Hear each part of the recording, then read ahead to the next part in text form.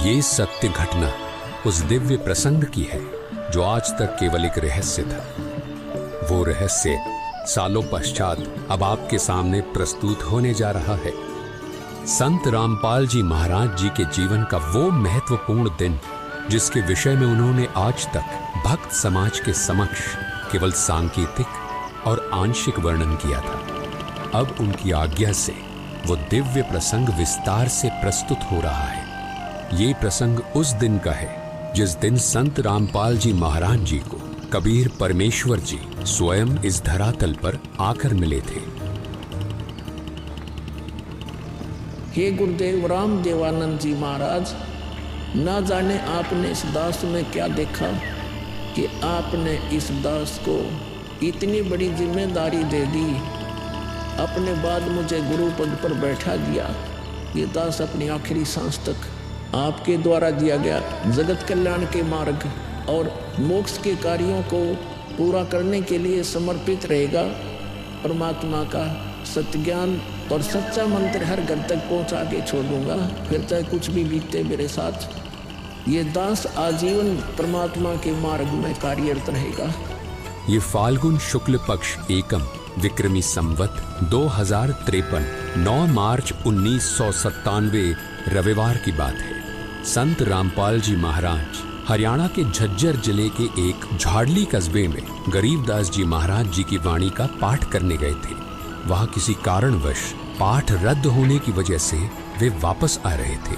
वहां से लौटते समय संत रामपाल जी महाराज कबीर परमात्मा की याद में मग्न अपने दोपहिए वाहन पर सवार वापस लौट रहे थे।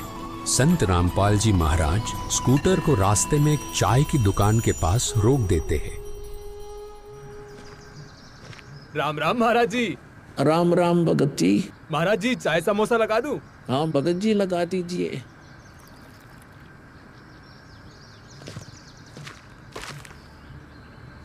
इस भोले भगत को भी परमात्मा का तत्व ज्ञान समझाना चाहिए। भगत जी, कबीर परमात्मा की भक्ति करनी चाहिए। मनुष्य जीवन हमें सिर्फ इसीलिए मिलता है। मानुष जन्म दुर्लभ है ये नलन बोरे, जैसे तरवर से पत्ता टूट गिरे वो बोर न लगता ढोरी।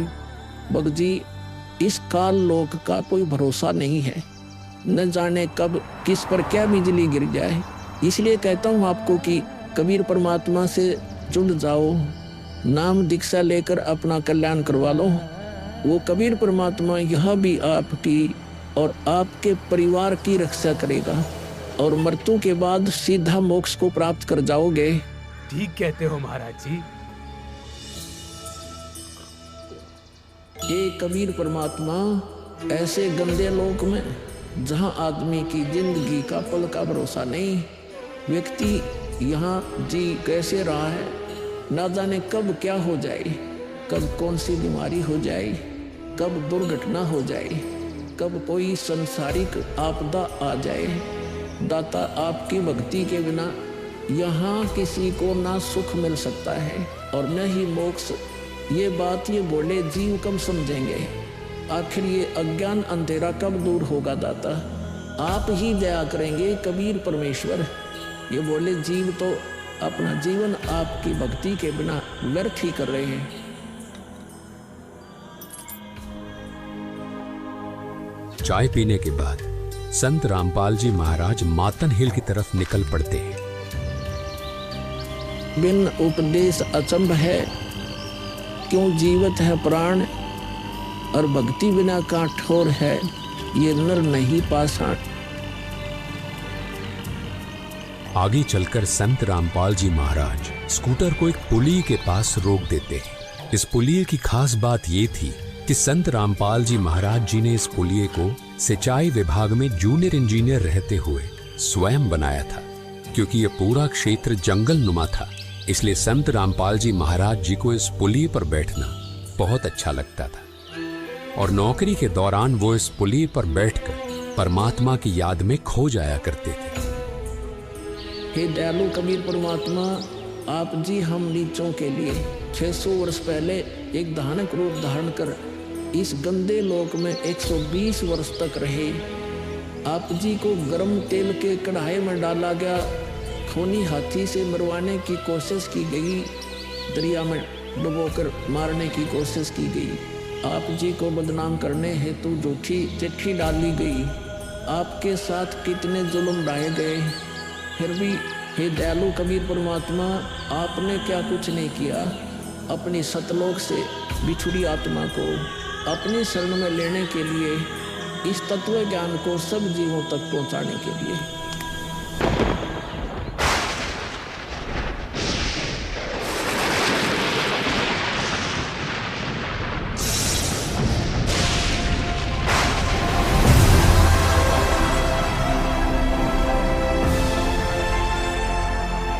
साहेब कबीर आजा आत्मा तोए पुकारती, तेरे हाथ में चाबी वो सतगुरु सतलोक द्वार की। साहेब कबीर आजा आत्मा तोए पुकारती, तेरे हाथ में चाबी वो सतगुरु सतलोक द्वार की।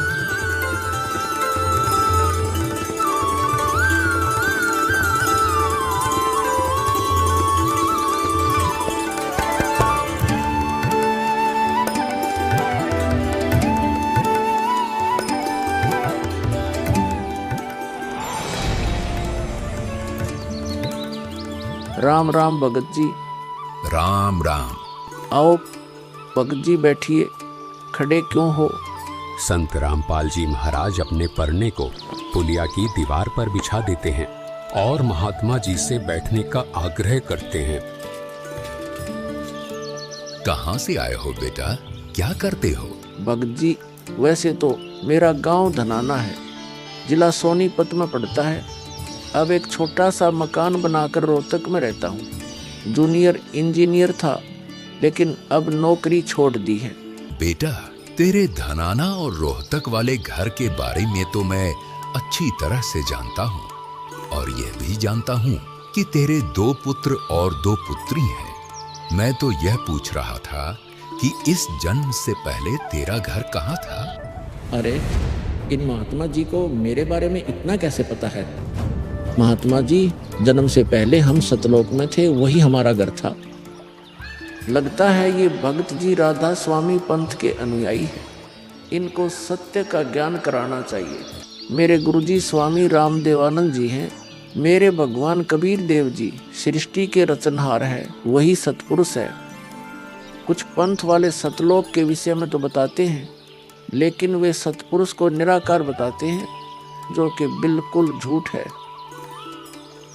भक्त जी, मैं स्वयं संत गरीबदास जी के पंथ से जुड़ा हूँ। संत गरीबदास जी गांव छुड़ानी जिला झज्जर वाले थे, और उनको 10 वर्ष की उम्र में कबीर परमात्मा जी जिंदा महात्मा के रूप में मिले थे। उसके बाद कबीर परमात्मा जी गरीबदास जी की आत्मा को अपने साथ सतलोक ले गए थे, और वहाँ की सारी व्यवस्था दिखाकर उन्हें इस धरती पर वापस छोड़ा था। फिर उन्हीं बालक गरीबदास ने सतलोक के बारे में बताया कि ऊपर सतलोक है, वहाँ सारी सुख सुविधा उपलब्ध हैं, सदाबहार बाग हैं, नर नारी की सृष्टि है। वहीं पर एक गुम्मट युक्त महल में कबीर परमात्मा जी सिंहासन पर बैठे हुए हैं, और वहीं से कबीर परमात्मा जी इस सृष्टि को चला रहे हैं। हम सब वहीं रहा करते थे, वही हमने जाना है। जो सतलोक में केवल प्रकाश ही प्रकाश बताते हैं, उनका ज्ञान गलत है, वे मोक्ष प्राप्त नहीं कर सकते। भक्त जी, उस बालक गरीबदास ने वाणियों के माध्यम से बताया है कि गरीब अनंत कोटि ब्रह्मांड का एक रति नहीं भार, सतगुरु पुरुष कबीर हैं, कुल के सिरजनहार। कौन कबीर? हम सुल्तानी नानक तारे दादू को उपदेश दिया, जाति जुलाहा भेद नहीं पाया, काशी माहे कबीर हुआ।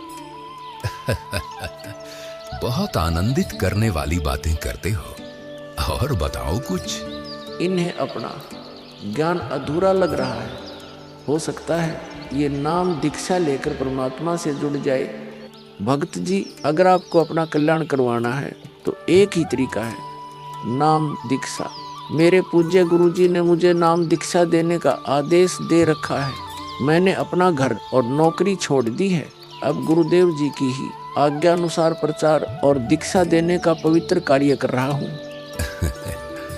बेटा, क्या तुम्हारे गुरुजी ने तुम्हें सारनाम और सार शब्द देने का भी आदेश दिया है? इन्हें कैसे पता सारनाम सार शब्द के बारे में? गुरुदेव की आज्ञा थी कि अभी सारनाम को सार्वजनिक नहीं करना है।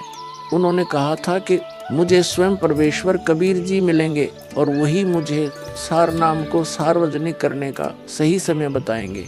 तब तक यह सारनाम केवल विशेष विश्वास पात्र अनुयायियों तक सीमित रखना है। बेटा रामपाल, मैं ही सत्य पुरुष कबीर हूँ। अब वह समय आ गया है सारनाम और सार शब्द प्रदान करने का। वह भक्त जी, मैंने आपको बता दिया कि कबीर परमेश्वर मुझसे मिलने आएंगे, तो आप स्वयं ही कबीर परमेश्वर बन बैठे। मैंने अपने गुरुजी से पूछा था कि हे गुरुदेव, मैं कैसे पहचानूंगा जो मुझे मिलेंगे कि वे कबीर भगवान हैं? गुरुजी स्वामी राम देवानंद जी बोले, यह विश्वास करवाना, वो पहचान करवाना उनका काम है। तभी तो मैं बता रहा हूँ, मैं ही सत्य पुरुष कबीर हूँ। कबीर परमेश्वर जी सबको जिंदा बाबा के वेश में मिले। आप तो जिंदा बाबा वाले वेश में नहीं हो। जिंदा महात्मा तो मुसलमान साधु होते हैं। मुसलमान धर्म तो अभी 1500 साल पहले ही बना है। मेरा असली वेश तो यही है जिस रूप में मैं तुम्हारे सामने खड़ा हूँ। रामपाल, तुम मेरी परम हंस आत्मा हो। जगत कल्याण के लिए मैंने ही तुझे भेजा है। अब सही समय आ गया है सार नाम और सार शब्द देने का। मैं कभी सिर पर मुकुट, कभी पगड़ी, कभी टोपी धारण कर लेता हूँ। चारों युगों में आता हूँ। सतयुग में सत सुकृत नाम से, त्रेता युग में मुनींद्र नाम से, द्वापर युग में करुणामय नाम से और कलयुग में अपने वास्तविक नाम कबीर देव यानी कबीर नाम से आता हूँ और तेरे जैसी हंस आत्माओं से मिलकर उनका भ्रम दूर करता हूँ। लेकिन अगर तुझे केवल जिंदा महात्मा के रूप में विश्वास है तो मैं तुझे अपना वो रूप भी दिखा देता हूँ। ये देख।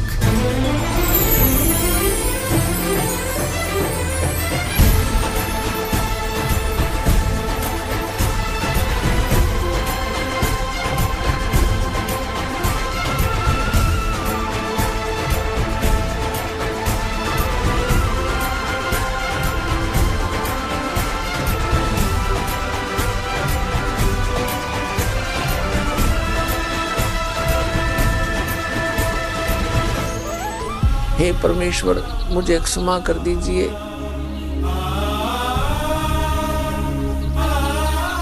मुझसे अनजाने में गलती होगी।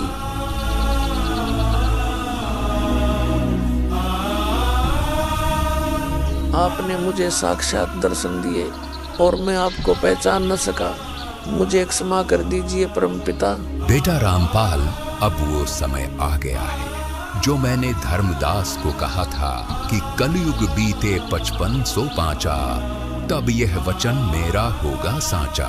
यानी जब कलयुग 5505 वर्ष बीत जाएगा, तब मैं खुद इस धरातल पर आऊंगा और अपने बच्चों को तत्व ज्ञान समझाकर इस काल लोक से सतलोक ले जाऊंगा। बेटा रामपाल, तुम मेरी परम हंस आत्मा हो। अब इसके आगे बेटा, मैं ही तेरे रूप में सारी लीला करूंगा और यह तत्व ज्ञान अपने बच्चों को बताऊंगा। उन्हें सतलोक की राह दिखाऊंगा।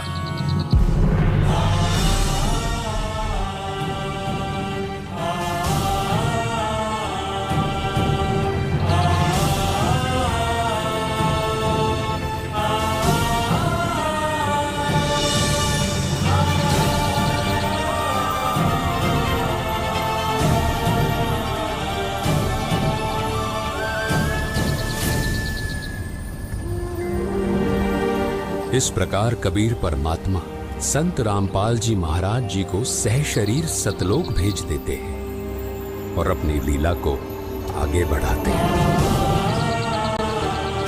गैबी ख्यालवी साल सतगुरु अतल दिगंबर धीर भक्ति हेत काया धर आई अवगत सहत कबीर भक्ति हेत काया धर आई अवगत सहत कबीर अमर करूं सतलोक पठाऊं तात बंदी छोड़ कहाऊं।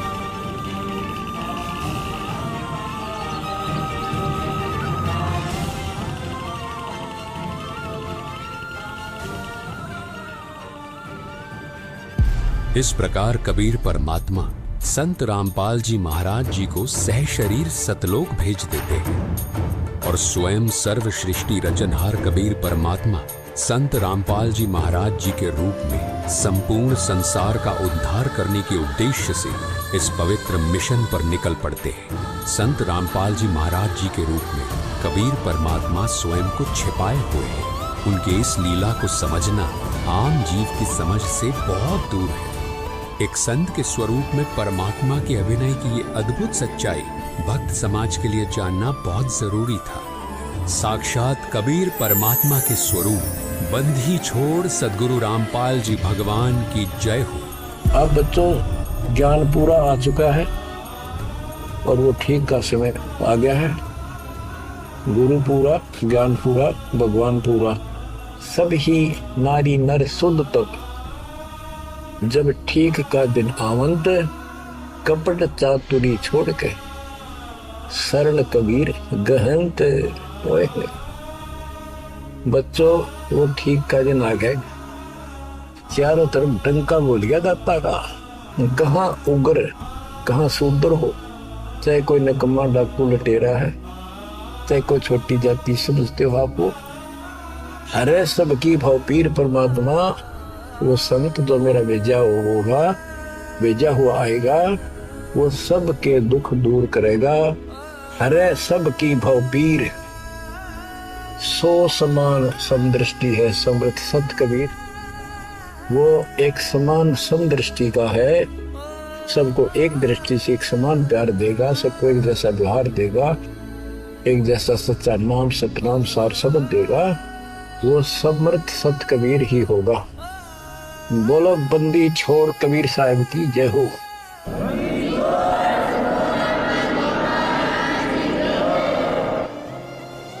आपके मोक्ष के लिए परमात्मा ने कसर नहीं छोड़ रखी। जो भी संभव व्यवस्था है वो सारी कर दी है। बच्चों तुम भी दया करियो, रहम करियो उस परम पिता पे। बच्चों आने वाली पीढ़ियां आपको भी याद करा करेंगी, जब तक चांद सूरज रहेंगे आपका नाम रहेगा कि हमारे कौन माता पिता, कौन दादा परदादा दादी इसे अमृत ज्ञान को हमारे कुल में लाए थे। आने वाली पीढ़ियों के उद्धार के लिए तुम जिम्मेवार हो, कुर्बान हो जाओ। पहचान लो उस परम पिता को और पहचान लो अपने गुरुदेव को। परमात्मा आपको मोक्ष दे, आपको सद्बुद्धि देकर रखे, आपको भगवान की याद बनी रहे, सतलोक याद रहे, काल का कष्ट भी याद रहे। यहाँ भी सुखी रहो, सतलोक में सदा सुखी हो जाओ। ये दास का आशीर्वाद है। सत साहिब।